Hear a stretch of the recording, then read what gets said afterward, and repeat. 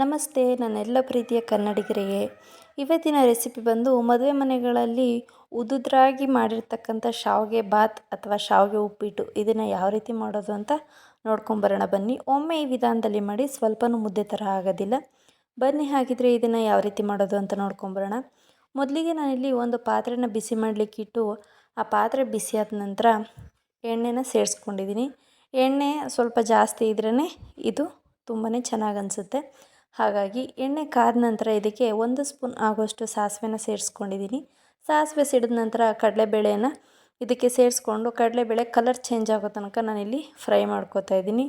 ಹಾಗೆ ನಾನಿಲ್ಲಿ ತುರಿದಿರ್ತಕ್ಕಂಥ ಶುಂಠಿಯನ್ನು ಕೂಡ ಸೇರಿಸ್ಕೊಂಡಿದ್ದೀನಿ. ಇದಕ್ಕೆ ಶುಂಠಿನೇ ತುಂಬಾ ಟೇಸ್ಟ್ ಕೊಡೋದು, ಹಾಗಾಗಿ ಶುಂಠಿನ ನಾನಿಲ್ಲಿ ತುರಿದು ಸೇರಿಸ್ಕೊಂಡಿದ್ದೀನಿ. ಇದಕ್ಕೆ 3 ಒಣಮೆಣಸಿನ್ಕಾಯಿನ ಸೇರಿಸ್ಕೊಂಡು ಹಾಗೆ ಕರಿಬೇವಿನ ಸೊಪ್ಪು, ನಂತರ ನಾನು ಇದಕ್ಕೆ ಸಣ್ಣದಾಗಿ ಕಟ್ ಮಾಡಿ ಇಟ್ಕೊಂಡಿರ್ತಕ್ಕಂಥ 1 ಕಪ್ ಆಗೋಷ್ಟು ಬೀನ್ಸ್, ಹಾಗೆ ಸಣ್ಣದಾಗಿ ಕಟ್ ಮಾಡಿ ಇಟ್ಟಿರ್ತಕ್ಕಂಥ 1 ಕಪ್ ಕ್ಯಾರೆಟ್, ಹಾಗೆ ಸಣ್ಣದಾಗಿ ಕಟ್ ಮಾಡಿರ್ತಕ್ಕಂಥ 1 ಕಪ್ ಈರುಳ್ಳಿ, ಹಾಗೆ ಅರ್ಧ ಕಪ್ ಆಗೋಷ್ಟು ಬಟಾಣಿಯನ್ನು ಕೂಡ ನಾನಿಲ್ಲಿ ಸೇರಿಸ್ಕೊಂಡಿದ್ದೀನಿ. ಇದರ ಮಧ್ಯದಲ್ಲೇ ನಾನಿವಾಗ ಸ್ವಲ್ಪ ಉಪ್ಪನ್ನು ಕೂಡ ಸೇರಿಸ್ಕೊತಾ ಇದ್ದೀನಿ.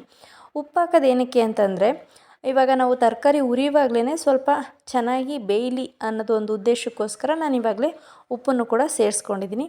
ನಾವಿಲ್ಲಿ ತರಕಾರಿ ಎಲ್ಲ ಸ್ವಲ್ಪ ಹಸಿ ವಾಸನೆ ಹೋಗೋ ತನಕ ನಾವಿಲ್ಲಿ ಚೆನ್ನಾಗಿ ಹುರ್ಕೋಬೇಕಾಗತ್ತೆ. ನಾನು ಇವಾಗಲೇ ಉಪ್ಪು ಹಾಕಿರೋದ್ರಿಂದ ತರಕಾರಿ ಬೇಯೋದಕ್ಕೆ ತುಂಬ ಟೈಮೇನು ಹಿಡಿಯೋದಿಲ್ಲ. ಜಸ್ಟ್ ಒಂದು 4ರಿಂದ 5 ನಿಮಿಷದೊಳಗಡೆ ಚೆನ್ನಾಗಿ ತರಕಾರಿ ಎಲ್ಲ ಬೆಂದು ಬಿಡುತ್ತೆ. ಅಷ್ಟರಲ್ಲಿ ನಾನಿಲ್ಲಿ 1 ಅಳತೆಯ ಶಾವಿಗೆನ ತೊಗೊಂಡಿದ್ದೀನಿ. ಅಂದರೆ ರೋಸ್ಟೆಡ್ ಶಾವಿಗೆನೇ ಇದು, ಹುರಿದಿರ್ತಕ್ಕಂಥ ಶಾವಿಗೆನೇ.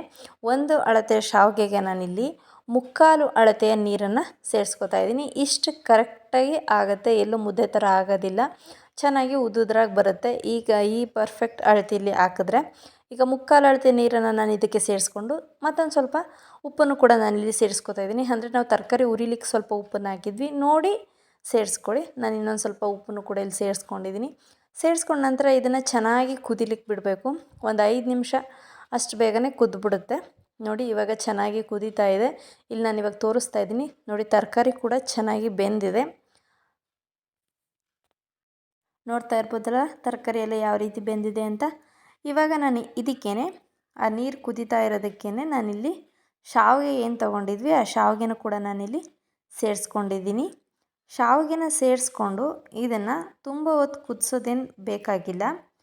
ಜಸ್ಟ್ ಈ ರೀತಿ ತಿರುವಾಗಿ ಒಂದು ಈಕ್ವಲಾಗಿ ಎಲ್ಲನೂ ಮಿಕ್ಸ್ ಮಾಡಿ, ನೋಡಿ ನಾನು ಯಾವ ರೀತಿ ಮಾಡ್ತಾಯಿದ್ದೀನಿ ಅಂತ. ಈ ರೀತಿ ಜಸ್ಟ್ ಕೈ ಆಡಿಸಿ ಅದನ್ನು ಈಕ್ವಲ್ ಮಾಡಿ ಒಂದು ಲಿಡ್ನ ಕ್ಲೋಸ್ ಮಾಡಿ ನಾನಿಲ್ಲಿ ಗ್ಯಾಸ್ ಸ್ಟವ್ನ ಕಂಪ್ಲೀಟಾಗಿ ಆಫ್ ಮಾಡಿಬಿಡ್ತೀನಿ. ಒಂದು 2 ನಿಮಿಷ ಗ್ಯಾಸ್ ಸ್ಟವ್ನ ಆಫ್ ಮಾಡಿ ಹಾಗೆ ಬಿಟ್ಬಿಡಿ, ಮಧ್ಯದಲ್ಲೇನು ಕೈ ಹಾಕ್ಲಿಕ್ಕೆ ಹೋಗಬೇಡಿ. ನೋಡಿ ಇವಾಗ ಒಂದು 2 ನಿಮಿಷ ಆಗಿದೆ, ನಾನು ತೆಗೆದು ತೋರಿಸ್ತಾ ಇದ್ದೀನಿ. ನಾವೇನು ನೀರು ಹಾಕಿದ್ವಲ್ಲ ಅದನ್ನೆಲ್ಲ ಆ ಬಿಸಿ ನೀರಿಗೇ ಹೀರ್ಕೊಂಬಿಟ್ಟಿರುತ್ತೆ ಶಾವಿಗೆ. ನಾನಿಲ್ಲಿ ಸ್ಟವ್ ಇನ್ನೂ ಆನ್ ಮಾಡಿಲ್ಲ. ನೋಡಿ ಇವಾಗ ಒಂದು ಸತಿ ನಾನು ಚೆನ್ನಾಗಿ ಒಂದು ಸತಿ ಮಿಕ್ಸ್ ಮಾಡ್ಕೊಂಡ ನಂತರ ಇವಾಗ ನಾನಿಲ್ಲಿ ಸ್ಟವ್ನ ಆನ್ ಮಾಡ್ಕೋತೀನಿ. ಇವಾಗ ಸ್ಟವ್ ಆನ್ ಮಾಡಿದ್ದಾಗಿದೆ.